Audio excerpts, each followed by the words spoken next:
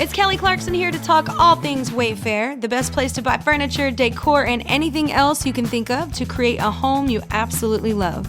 I know when I shop with Wayfair, I find options for every style, whether I'm feeling boho or farmhouse, modern, traditional, French country. I can find exactly what I need for my home and more.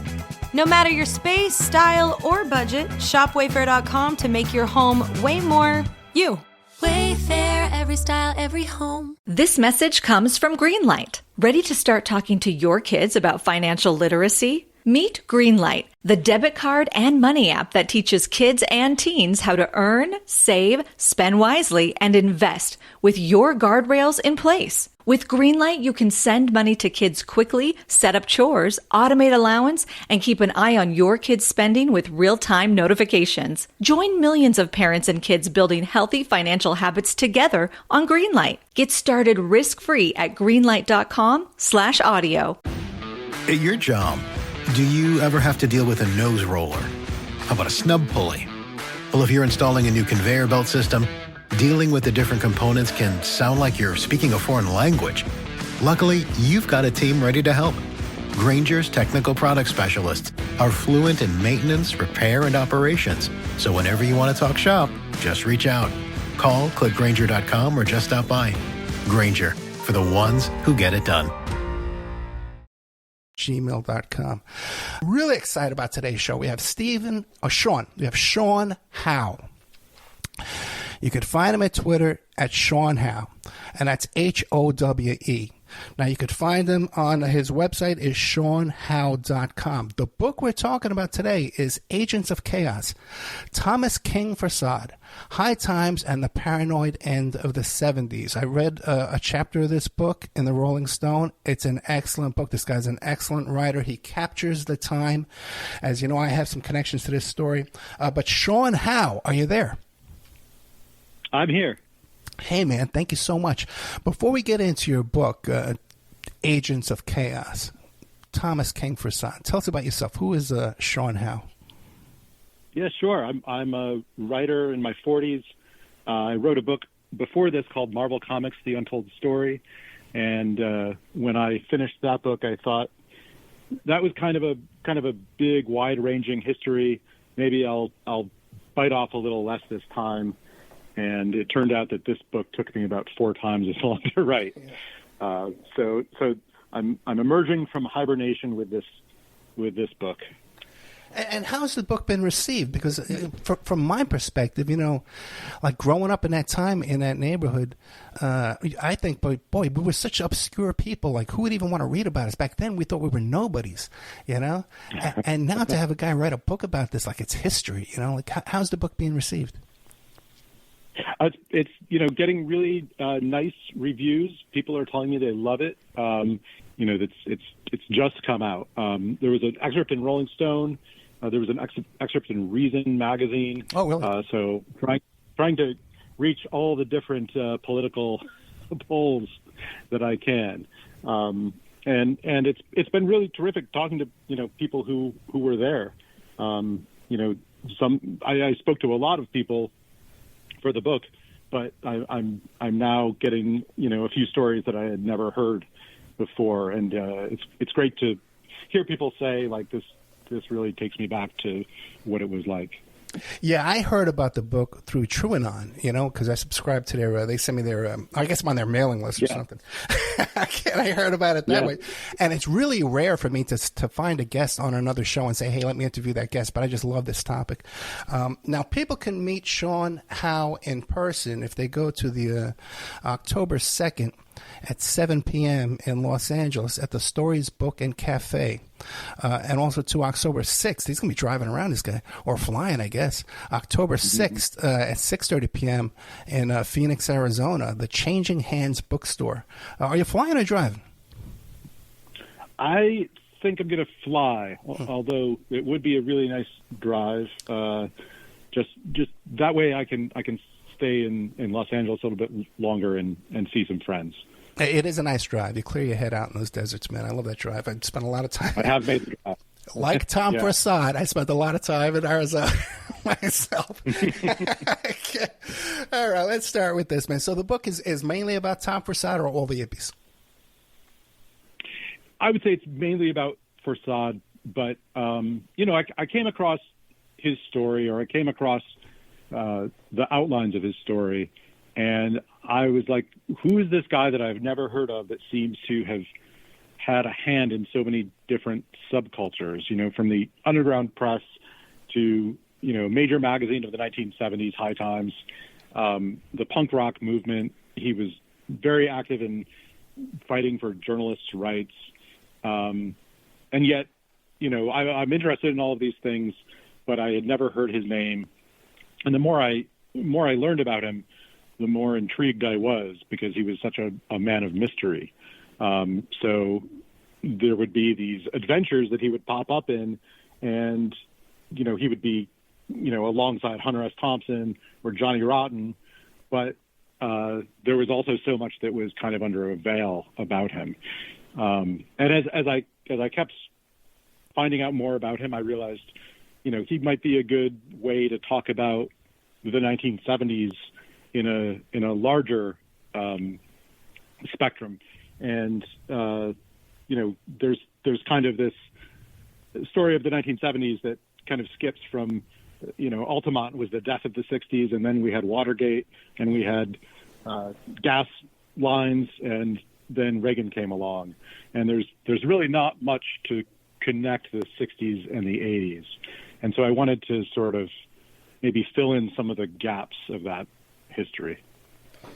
Yeah, and what a time to live in New York, man, during that period of time. And Chelsea Hotel, and Lower East Side with CBGBs, all that stuff, man. But it's fascinating, too, because, Tom Forçade tragically took his life the day before Jonestown. Right. So there were, people I spoke to who remember those two events, finding out about Tom's death and hearing about Jonestown on the radio.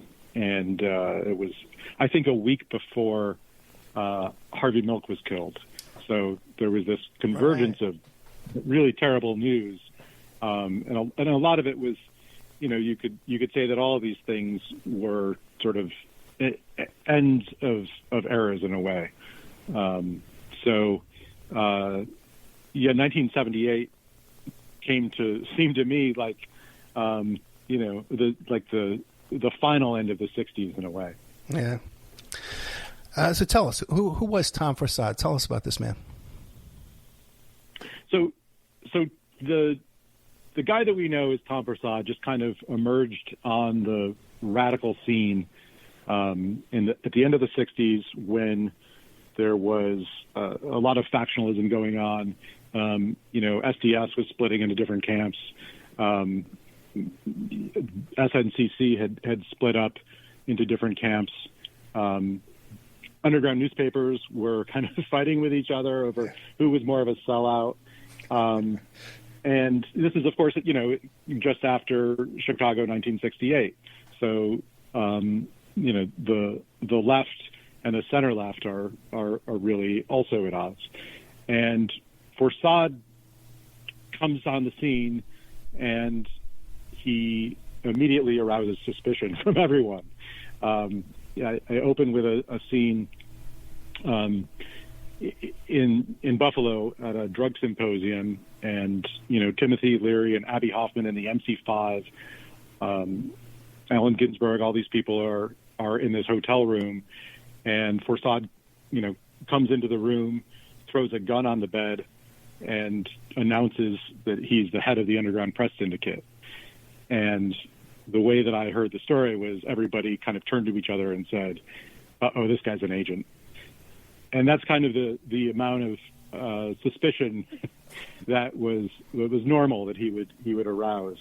So even as he took over running the Underground Press Syndicate, was this organization that coordinated between all of the different underground newspapers around the country. And so he was kind of in a position to manage all of this stuff. And he was traveling around the country, meeting people at different underground newspapers. And he was kind of insinuating himself with the leadership of the anti-war movement, the countercultural movement. But a lot of people just did not trust the guy, kept him at an arm's length, but he still was kind of, I guess, accruing power and influence.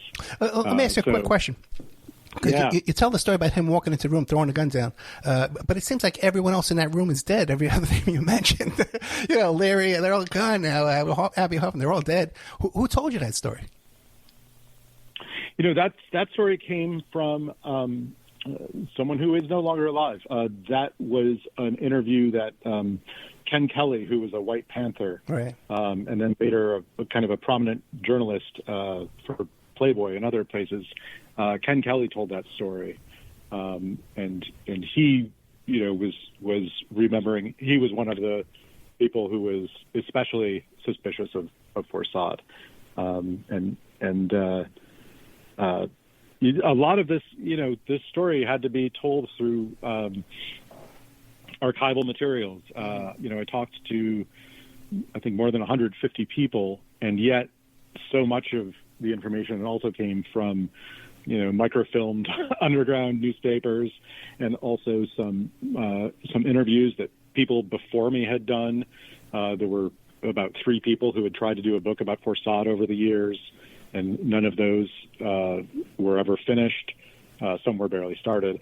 So it was a lot of hearing the voices of people who are no longer around, and thankfully there were records of these conversations. Now, who were your sources? Did you talk to people like A.J. Weberman? Yeah, I talked to a lot of the Zippies, who your listeners may or may not know were sort of an offshoot of the original Yippies. They were kind of formed in opposition to what they believed was the selling out of Jerry Rubin and Abby Hoffman. Mm-hmm. They thought that the Yippies had gone too mainstream, gotten too cozy with the establishment. And so these Zippies, like A.J. Weberman, Dana Beal, Aaron Kay, they were sort of, more outrageous than the Yippies had been. And I spend quite a bit of time talking in the book about the confrontations between those two groups at the presidential conventions of 1972.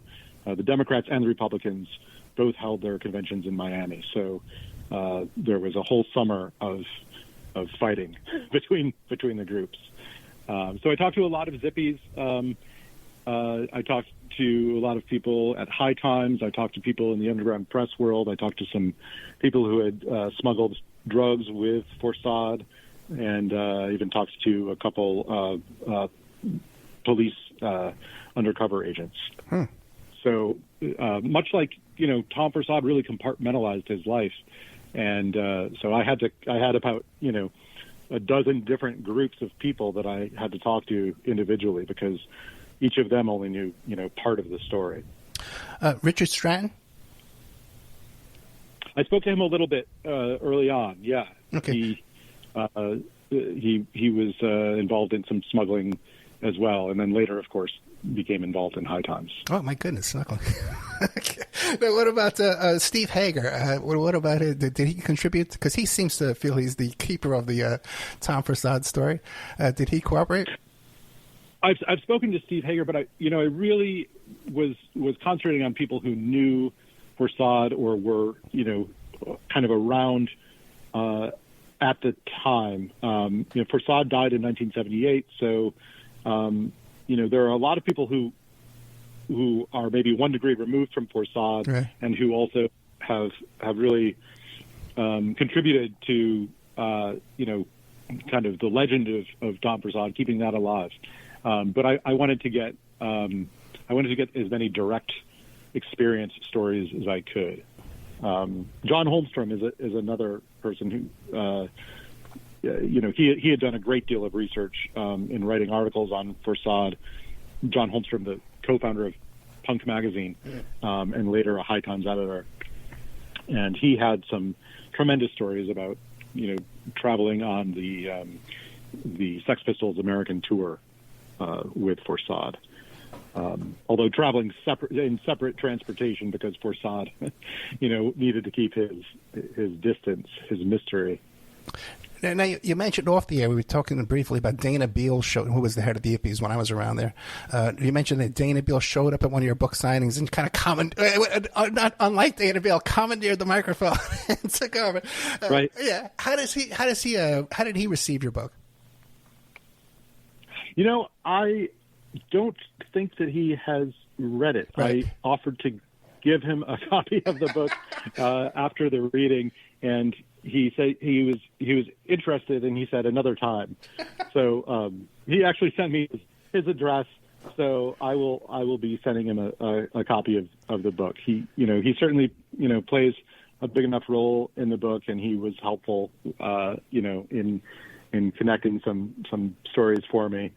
But I was thrilled before we started recording that you were saying that you were kind of exposed to a lot of those same characters. Oh yeah. Well, which brings me to the question, because you mentioned this incident where he showed up with Abby Hoffman and Timothy Leary there, and he throws his gun down, and people right away assumed he was an agent. Now, that there's how much of that is covered? Not just him being an agent, but that all the paranoia that went on with this crew. You can't blame them. All the marijuana, the smoke, it makes you paranoid, and all the surveillance and infiltration that did really go on. How much of the infiltration, the COINTELPRO, the agents do you cover in your book? Yeah, it's kind of a always present thing. It's not just COINTELPRO and the CIA program Chaos. It's also at the time there were constantly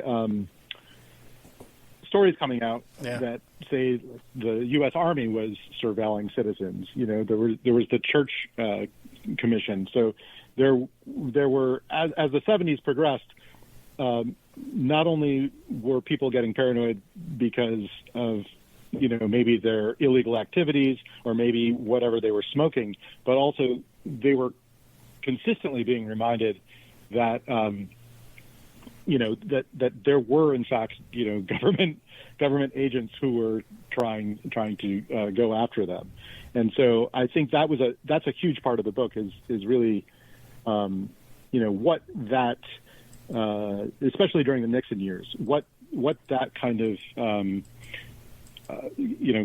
government surveillance and repression did to the psyches of all of these people.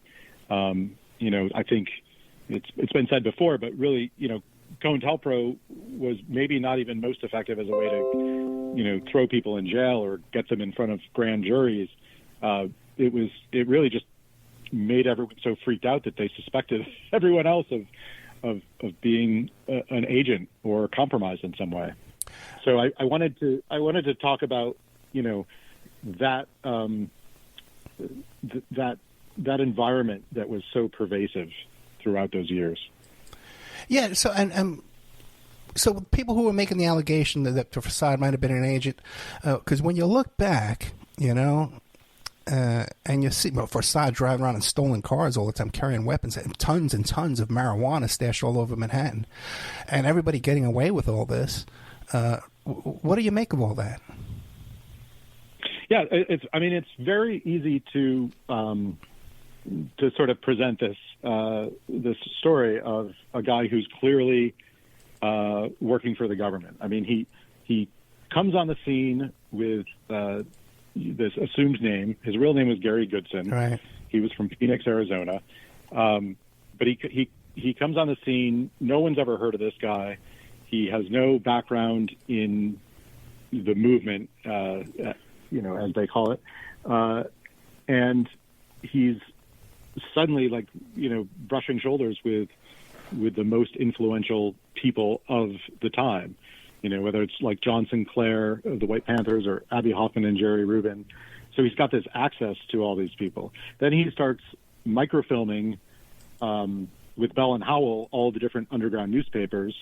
There are several government agencies which then have subscriptions to the underground newspapers, and they've got their hands on all that. So the people who worked with Forçade at the Underground Press Syndicate even said, well, I couldn't understand, if he wasn't, an agent, why would he be doing this? Even as they were working for him. So, then as his drug business kind of increases, then a lot of people question, well, why didn't he get arrested? Yeah. And in fact, I could not get any DEA or BNDD, the predecessor agency. I could not get any files through FOIA on Tom Forçade. There were also allegations that he had plotted to assassinate Nixon in 1972, and so this is talked about in his FBI files, and the Secret Service is, part of this conversation. But I could not get any Secret Service files either. On top of that, there are always the people who say, well, High Times, that's a perfect way to get mailing lists of all the people buying drugs or drug paraphernalia. How suspicious, could it be? So these are some of the reasons. And I guess there's also a very key thing. He also picked fights with all the other people on the left.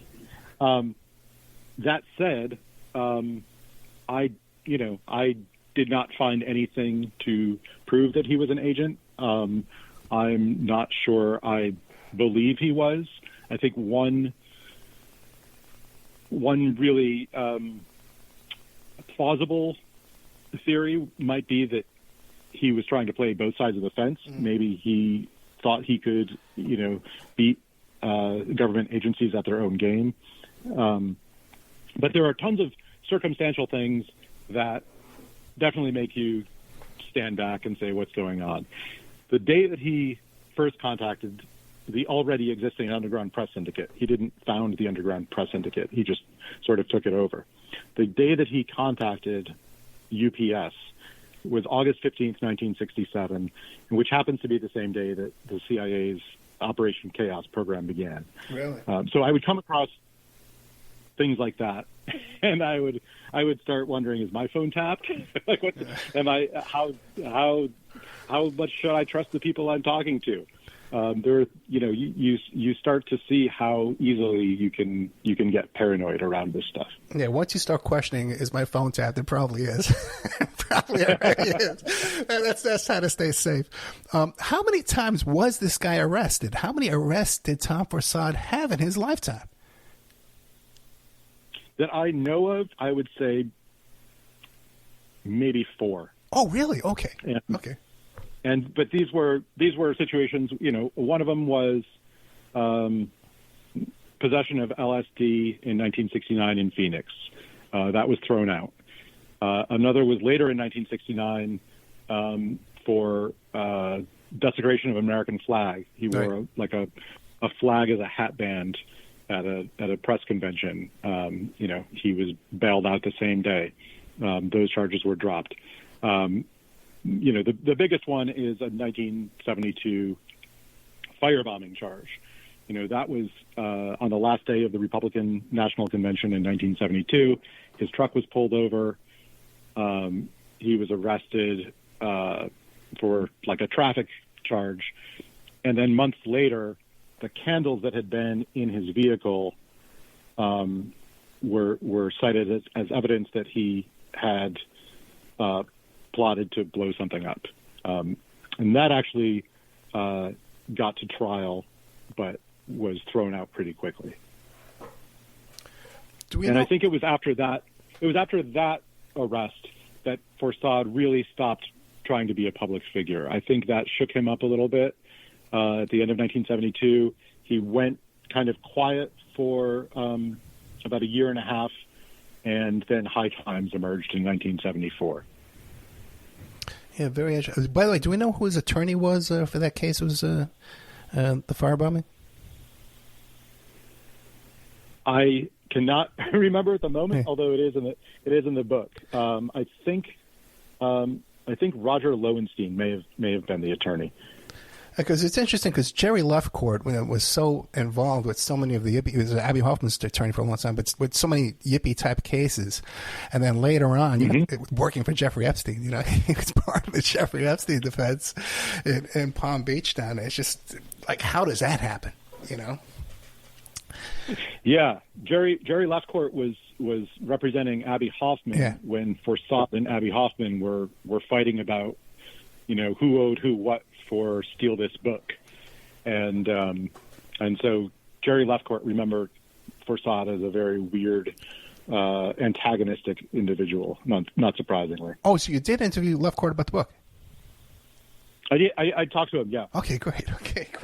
I got to get this book, man. I got to get this book. People can check it out. There's a chapter in Rolling Stone. Check that out. But if you want to meet Sean Howe in person, check him out. October 2nd, he's going to be in Los Angeles at the Stories Book and Cafe.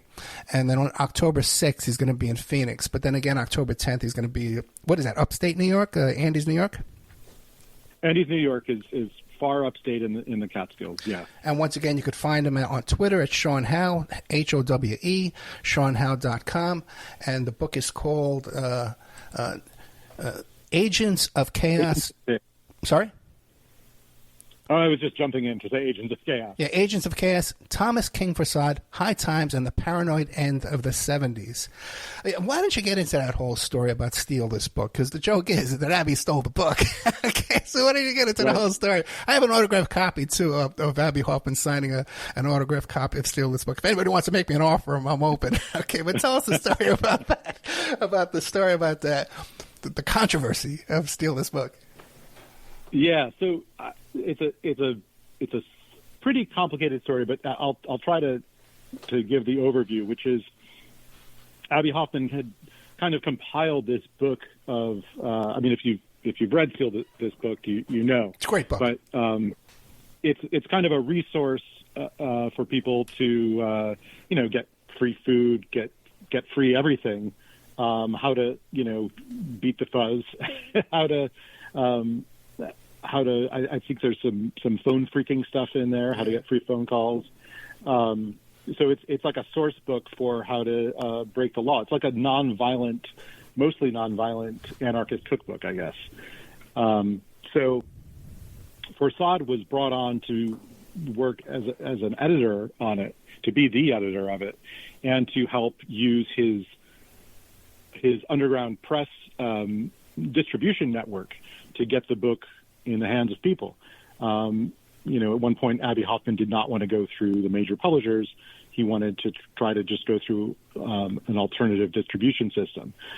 So Forçade did some editing on the book. He also contributed. He wrote some of the content, and then they had a fallout over money, and Forçade threatened a lawsuit.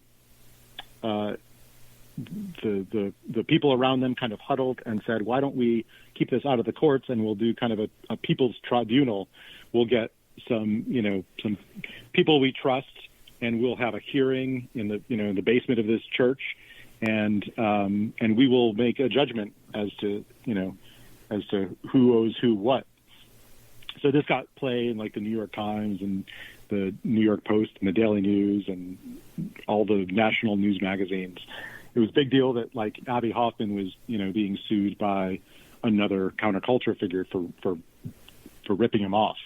But the long-lasting effect of this trial, which kind of the outcome was sort of muddled, and I think one of them paid some money and one of them paid. I think that Abby ended up giving Forçade like free books that he could then sell. It was kind of a draw, but the real outcome of this was that Forçade really began to hate Abby Hoffman, and this is sort of like the seed of the forming the Zippies, and so. The Yippies had famously, said, don't trust anyone over 30, and the Zippies were saying, don't trust the Yippies. So this was kind of all happening, with the backdrop of the McGovern-Nixon campaign.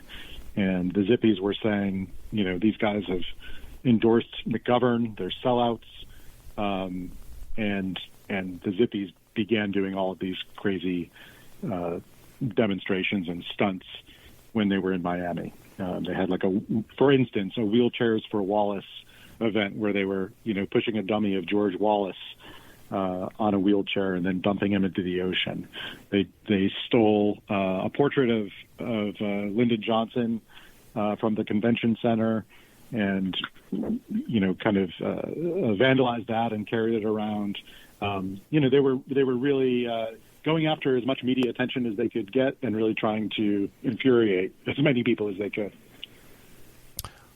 What about because the Zippies were like more of aggressive, I guess you might call it, than the old timer Yippies.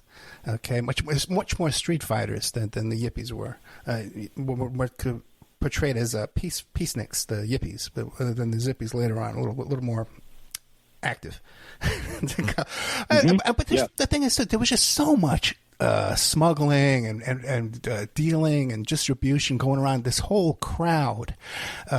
So I can kind of see how someone like Forçade could come in with his background and all that kind of power and money and influence and being able to manipulate people in the drug business could come in and take over, which Abbey was doing too as well. They were all dealing. Yeah. Yeah. Now, what? And Forçade. Go ahead. Oh, sorry.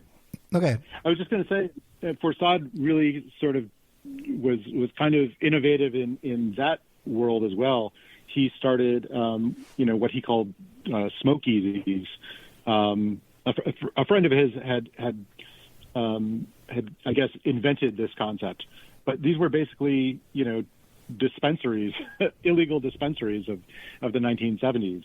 I guess their roots can kind of go back to like tea pads in Harlem, but in the 1970s there really wasn't anything equivalent to this, where you would go into an apartment and they would have like glass jars filled with all of the different kinds of strains of marijuana that you might want, and you could hang out there and sample the wares and then buy in bulk. So Forçade, even before High Times started, and in fact, I think this was part of how he funded High Times, he was kind of perfecting the idea of the New York City dispensary. Yeah, and they even had Dial-A-Joint. Mickey Cesar had Dial-A-Joint, and then 212-777-CASH that you could call up, and the guys on bicycles would come and deliver the marijuana to you. They can go to his little apartment over there at, I think it was 9.5 Bleecker Street. It was like a little closet where this guy lived. The next door you had 9 Bleecker Street, which was Yippie headquarters. Across the street was Studio 10, the nightclub, which was later renamed the Tom Forçade Multimedia Center. Above that was A.J. Weberman, the head of the Jewish Defense Organization and the Yippies. And John Draper, Captain Crunch, lived up there. He used to crash up there, too. You're right. The phone freak, yeah. So that was, man, what a time. What a time. What a time. Now you meant we talked. Go ahead. I was just going to say, I talked to John Draper a little bit, really? And, he was kind of cagey on something that I had heard, which was that Forçade had asked him to tap the phones at High Times, tap people's offices. Really? And he said, well, I didn't really, I might have, what did he call it? Maybe like I might have done a bridge tap or two. But he didn't really want to confirm that for me.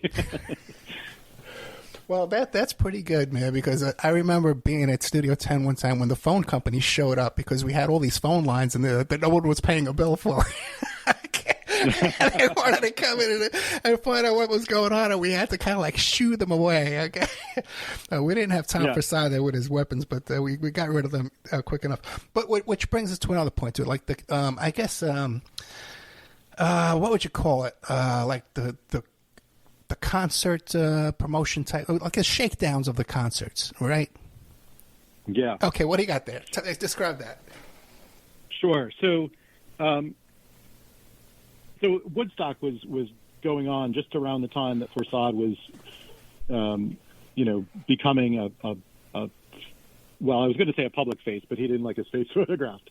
But around the time that he was meeting all of these counterculture characters, and at the end of the '60s, and Woodstock, quite famously, Abby Hoffman tried to get up on the stage and make a speech about.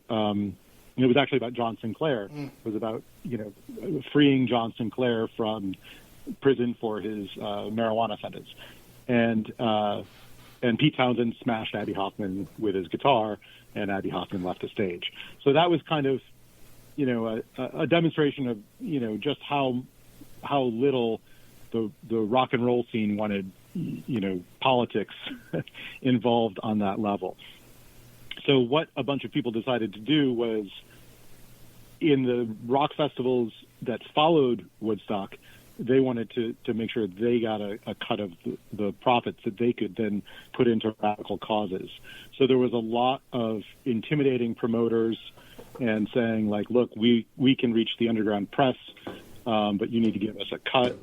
Or in the case of, there was a Randall's Island New York Pop Festival where they were, even more demanding, and they wanted, bands from, the local bands from the Bronx to play, and they wanted to be able to play Weather Underground communiques on the PA.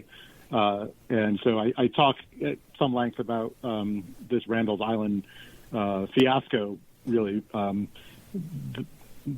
For starters, a lot of the bands were not getting paid, so canceled at the last minute.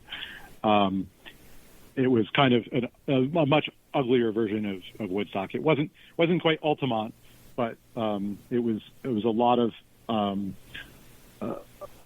people, breaking down fences and starting to riot a little bit.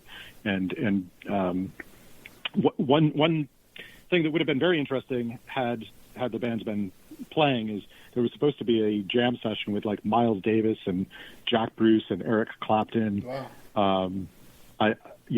God knows what that would sound like, but it never happened. But there is footage of the Randall's Island Festival, and it looks pretty. It looks like a real downer. So Forçade, I guess that wasn't even enough. He also was involved in something called Winter's End, which was similarly a disaster. They couldn't get the permissions to hold the festival at the last minute, and that happened down in Florida, also in 1970. And there's, they talk about police chasing the promoters around a motel pool, and a biker gang trying to rip off all the profits, and Johnny Winter doing so much acid that he was on stage for like 4 hours.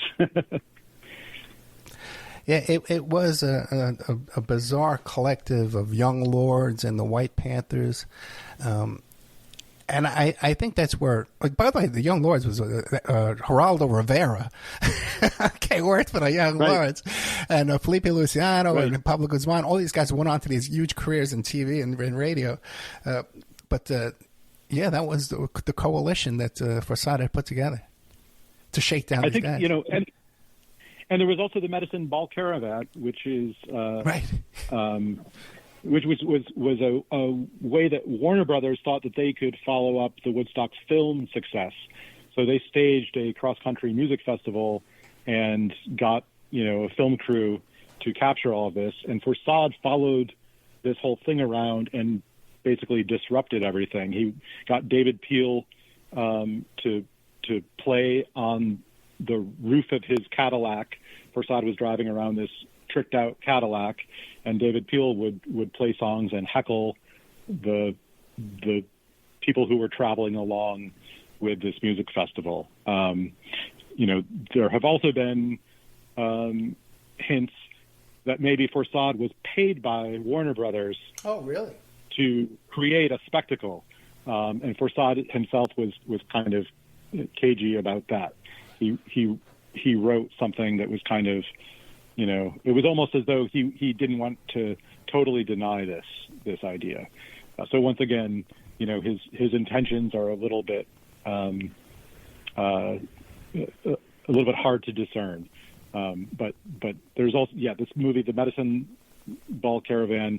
You can see footage of Forçade and David Peel, almost getting into a knife fight with one of the organizers, and that is definitely the highlight of that movie. Yeah, David Peel, another one just recently passed away in the past few years. Another loss that we've had here. What about his girlfriend, Gabrielle Shang? Did she contribute, or is she still alive? Yeah, yep, she's still around. She was his girlfriend, and they were married in '77. So she's actually his widow. Oh, really? And she had come from a very kind of sheltered background, but then sort of threw herself into radical politics. And she was kind of a little more aligned with the yippie crowd in Miami, and it was after this 1972 Zippy-Yippie fight. She later reconnected with Forçade after she'd been working at the Berkeley Barb, and she'd been like handling SLA communiques in Berkeley, and he really courted her very aggressively, and they got together. She moved to New York, and she was involved in the Underground Press Syndicate. It changed its name to the Alternative Press Syndicate, and so she was heavily involved in that. And I think there was always a little bit of a sort of a standoff vibe between her and some of the Zippies who thought that she was more part of the Abby and Jerry group. So I think for a while she was. I think for a while she was in Miami, right? In Miami, she was. Yeah. Yes. Yeah, and then she became. She was covering the Patty Hearst kidnapping, and she was receiving cassette tapes, right? And was like a transit for the communications. Yeah. Right. Okay. Right. And you think people would be more interested in this kind of stuff, like the High Times guy, and his girlfriend, his wife. I didn't know that was his wife. Yeah. Was involved in all this stuff. No one knows. Geraldo Rivera involved in Shaking Down. No one knows.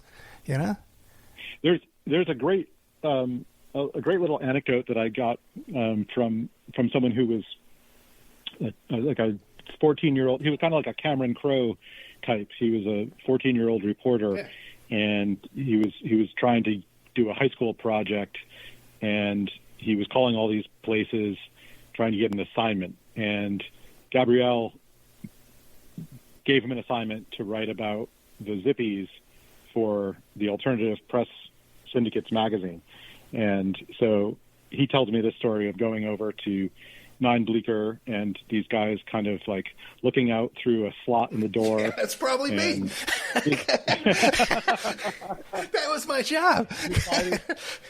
And they were like, he said they were really paranoid about this like 14-year-old kid who wanted to talk to them. But he actually had a nice time talking to them and wrote a story for it.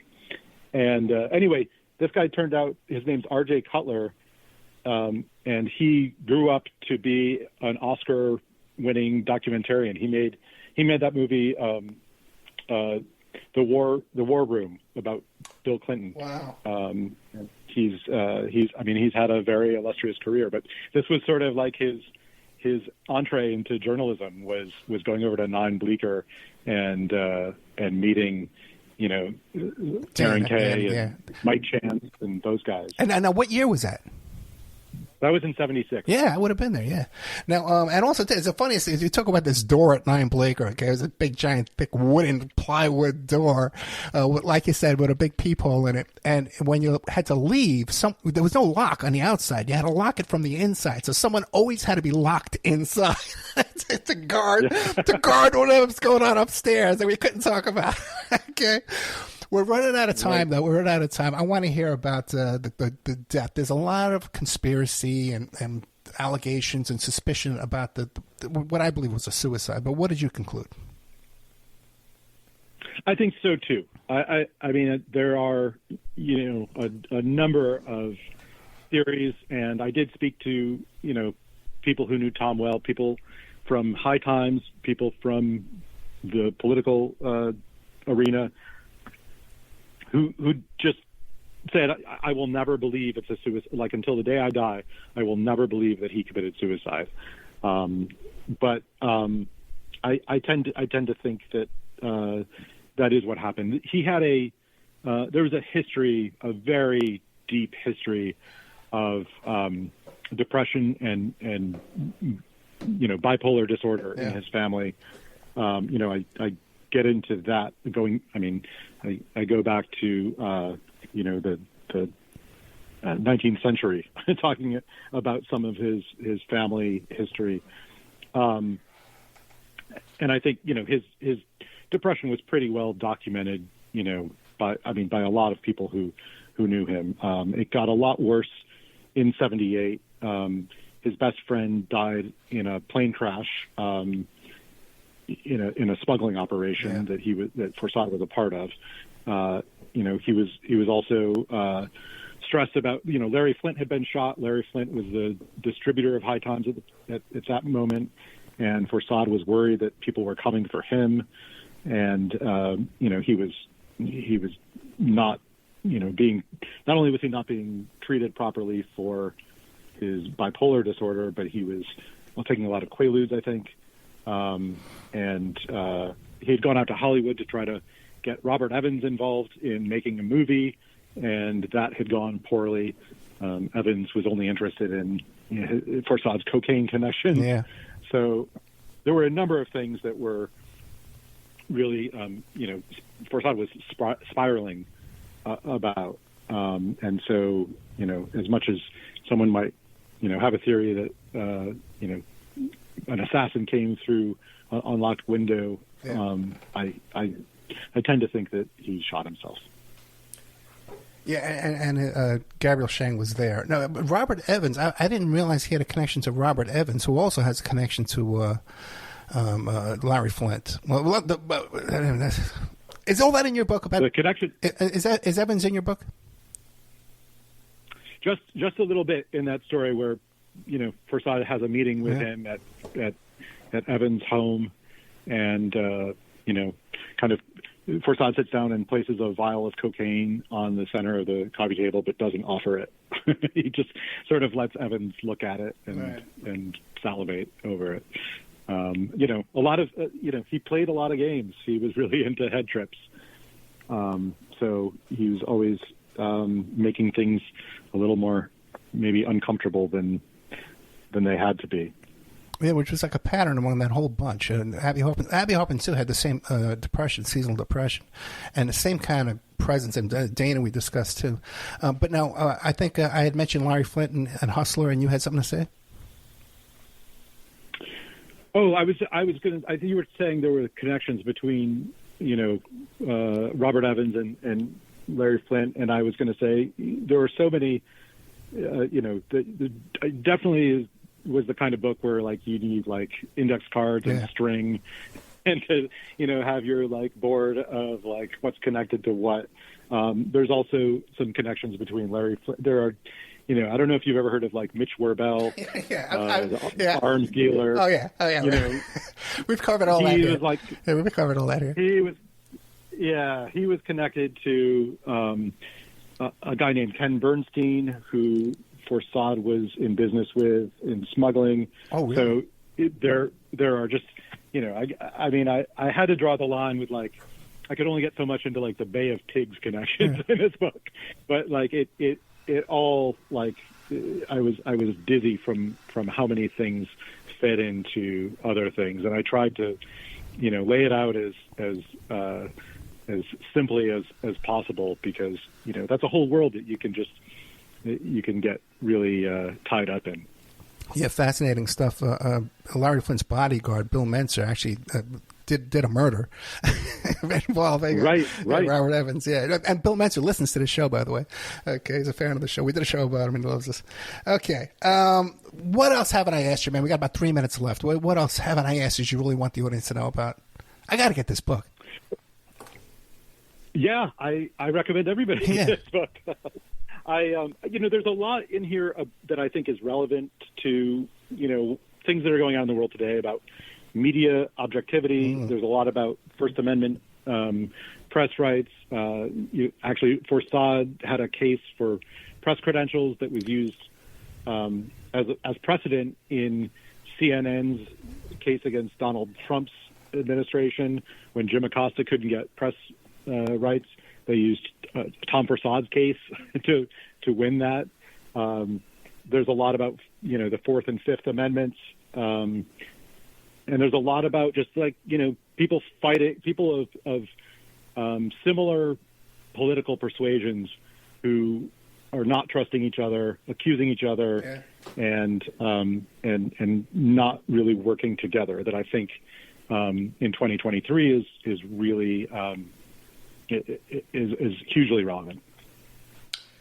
Yeah, such a different world. Such a different world. Sean Howe, you could find Sean Howe on his website, SeanHowe.com. That's spelled H-O-W-E. By the way, he's on Blue Sky, too. He's got like 1,000 followers on Blue Sky. I don't know how he pulled that off. But you can find him on Sean Howe and Blue Sky. I got like 5. I got like 5 followers on Blue Sky. I got in early. Yeah, I'm sure you did, man. Twitter, you could find him on Twitter, Sean Howe on Twitter. And this book we've been talking about, okay, it's called Agents of Chaos, Thomas King Forçade, High Times and the Paranoid Ends of the 70s. I'm sure we haven't covered everything, but if you just want to check out the first chapter, it's in the Rolling Stone. It's very well written, man. Covers there's a lot of meat in there right there. He's written another book called The Untold Story about Marvel Comics. So check that out too as well. You want to meet him in person? Hey, meet him in person. Bring a pie. Throw a pie at Sean Howe in memory of Tom Forçade, who invented the pie throwing, by the way, before Aaron Kay. October 2nd, Los Angeles, 7 p.m. Stories Book and Cafe. And then also to October 6th in Phoenix at the Changing Hands Bookstore. October 10th, this guy's flying all over the place. Diamond Hollow Books in Andes, New York. Sean Howe, thank you so much. Thank you. So great to talk to you. Great stuff, man. Great stuff. I'm really looking forward to reading this book. SeanHowe.com. Good night, my friend.